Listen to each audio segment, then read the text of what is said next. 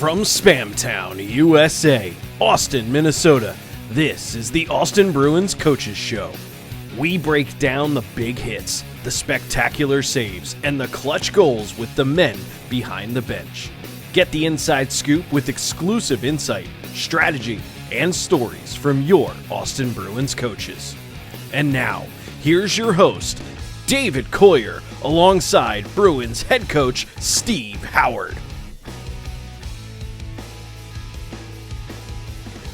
It was an incredible weekend at Riverside Arena this past weekend as the Austin Bruins swept the Bismarck Bobcats en route to a regular season Central Division championship. Now we head into the final weekend of the regular season, and to break everything down with me, it's head coach Steve Howard here on the Austin Bruins Coaches Show. Coach, first of all, congratulations on a great weekend against Bismarck, and welcome back to the show. Thank you. Thanks for having me.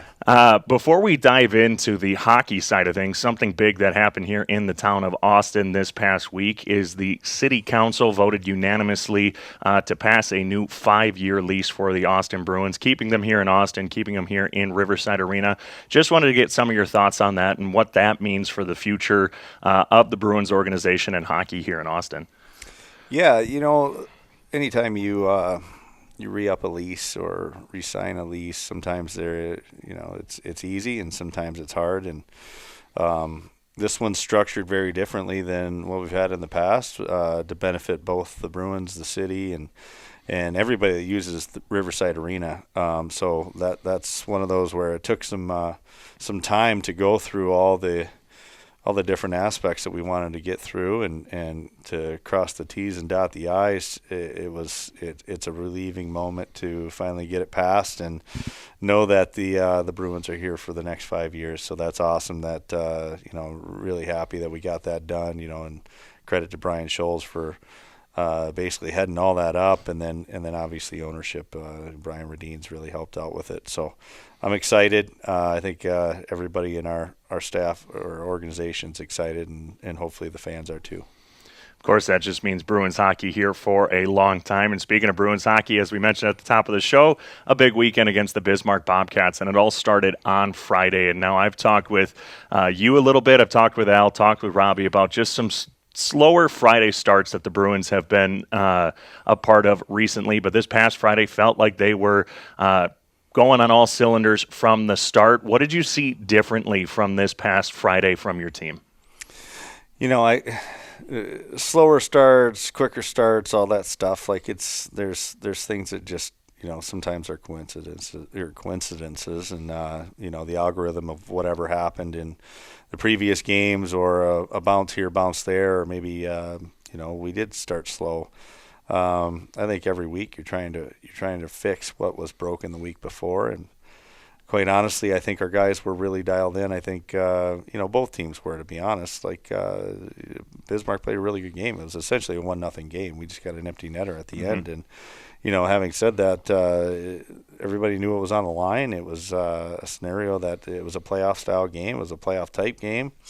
And that was kind of our message to the guys. Like, obviously we're playing for something tonight, and that incentive to get first place and home ice advantage was a big deal for both groups. And I couldn't be more proud of how they played. Obviously Mikey Coleman's goal was a big goal, but there was chances both ways. They had a really good power play chance early on, and unfortunately they missed the net. Unfortunately for us, we were able to get the first one. So. One guy who really shined this weekend, Jack Solomon, and he's a guy who we talked about more times than I can count on this show, but first star of the week, 2 shutouts this weekend, 2 wins, 59 saves. I mean, he's won 7 straight games for you in net. I mean, just talk about his performance and how he's been able to keep up this consistent performances day in and day out. Yeah, I'm not a goalie. So, I tell those guys all the time, Nick Lear and Al Rooney do a great job. Nick comes down once a week, works with them, talks to him on the phone.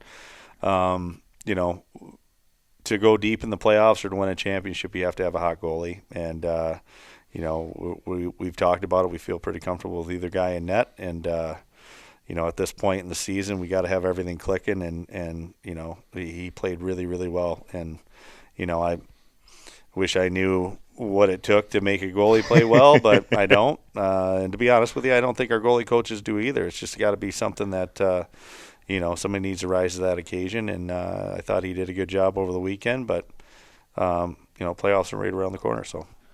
And moving to Saturday, Bruins score 3 in the second period, take that heading into the third, and head coach Garrett Roth of the Bismarck Bobcats ends up pulling his goalie with just about 7.5 minutes left. And in that span, I mean, we saw 6-on-4, 6-on-3. We saw basically a combination of any number of skaters on the ice during that, but the Bruins not allowing a single goal through that. What's going through your head on the bench during that span of the final 8 minutes, and what do you think the team did well to step up to the challenge? Yeah, well, first off, Matsvey can't take a penalty when we're on the power play. That's just not in that situation. And he knew about it. We told him about it, and he needs to learn from it. And then the rest of the guys had to step up, which was good. We took another penalty. Once again, 26 seconds left. That's not a very easy situation that you want to be in a 3-0 game with roughly 5 minutes left or whatever it was. And, Al put his guys out there that knew what they were doing on a 5-on-3, and I thought they did a very good job, defending the 6-on-3. Once we got a guy out of the box, it was, it was just basically hold on and try to survive. And, obviously your best killer needs to be Solomon. We just talked about it. And, he made some really good saves during that stretch there. And, we were able to survive it and obviously hold strong for Solo and get him the shutout. But, our guys got to be smarter than that in those situations. It's one of those where, maybe it's a blessing in disguise and maybe we learn from it, but we don't want to do that too often, that's for sure. Absolutely. And being able to hold on, get the weekend sweep, and clinch the Central Division regular season championship and the number 1 seed in the playoffs. First time the Bruins have done that since the 2022-23 season. And, of course, as most fans probably remember, that was the year that you guys made it all the way to the Robertson Cup. So how good does it feel to be back in this position, and what lessons have you learned from the last time that you were in this position to maybe help you and the team through this playoff run? Well, first off, obviously everybody wants to finish first in the regular season. It's great, but like I told the guys, I said it's one banner. Sure. It's one of those scenarios where and I love my in-laws, but they were asking if we were celebrating and this and that. And I was like, no, we weren't. Like, that's just one more step towards our goal, and we want to stay focused on the prize at hand, and we're trying to play for a Robertson Cup, and there's a couple more steps before we get there, and so for me, going back and looking at the run we had a few years ago, I think every year you learn something new, something different. You change this up, you change that up. But then I also know now, after being here for 9 years, like, every group's a little different too. So you gotta coach the group, and you gotta hit the right buttons or trigger the right moments for them to go out there and hopefully play well. And at this point, if we're doing a whole lot of coaching, we didn't do our jobs to get here. The guys are taking the wheel now, and to be quite honest, our entire staff is more on a cheerleading basis and just managing things,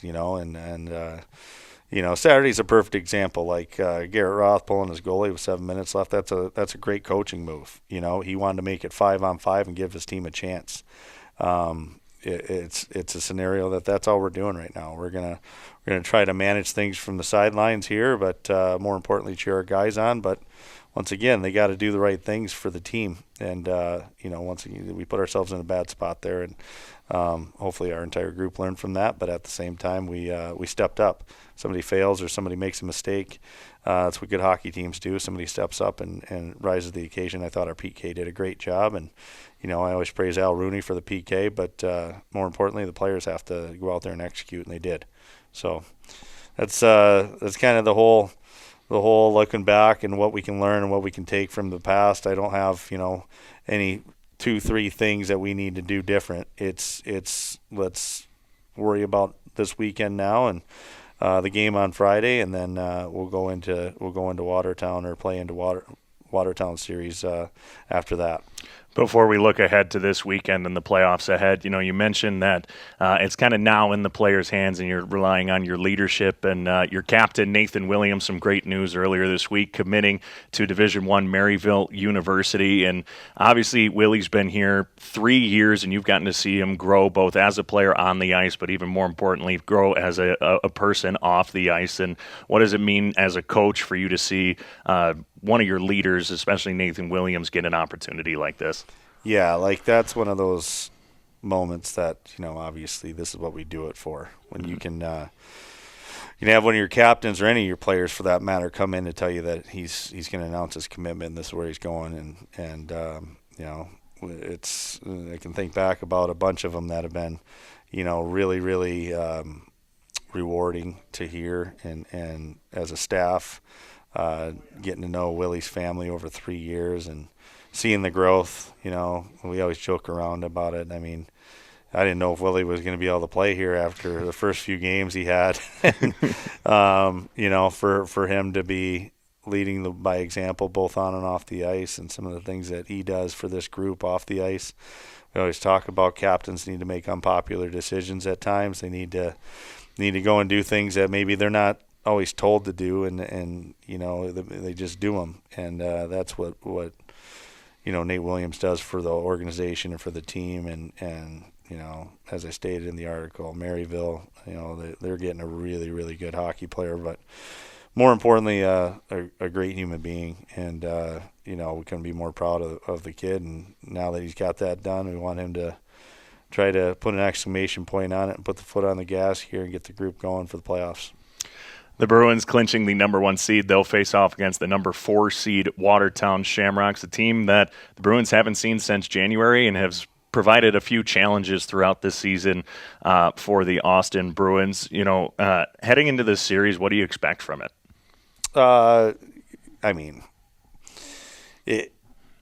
You expect good hockey, bottom line. Mm-hmm. It's just one of those scenarios where obviously they've they win 5 of 8.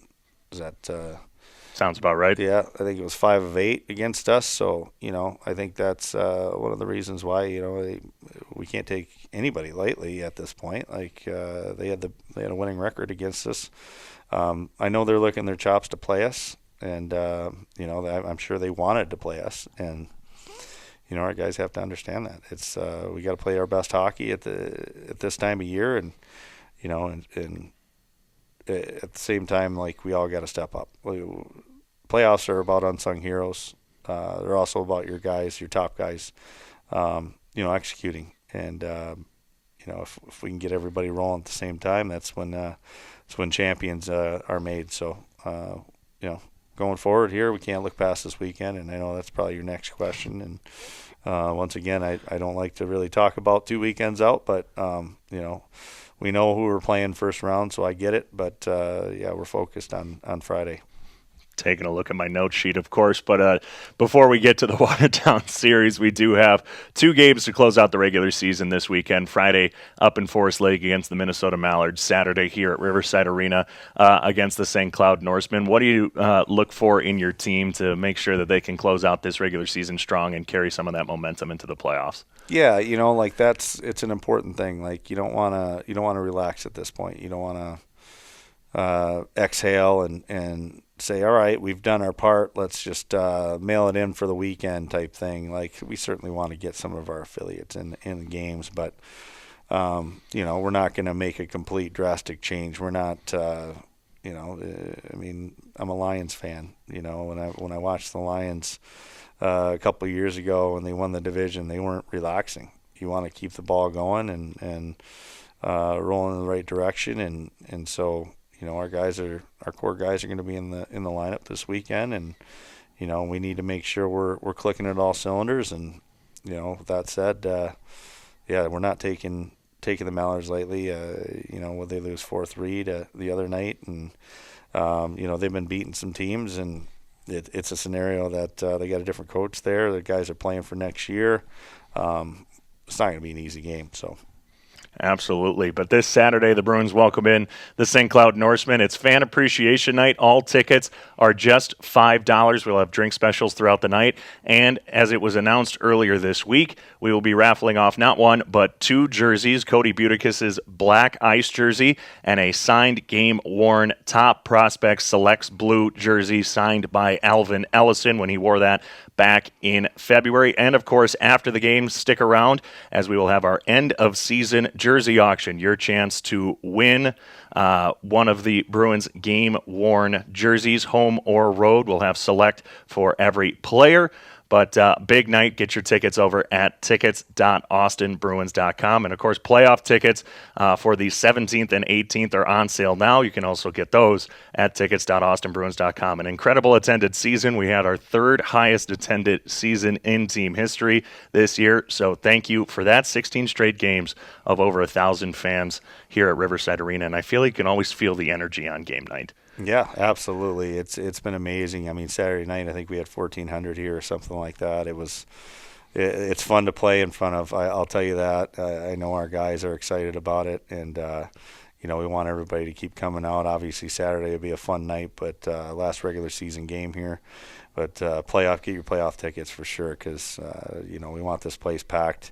We already heard. I talked with their coach yesterday, and Watertown sold out already. So, if we can make sure that we bring our fans in full force this weekend or next weekend, that'd be great.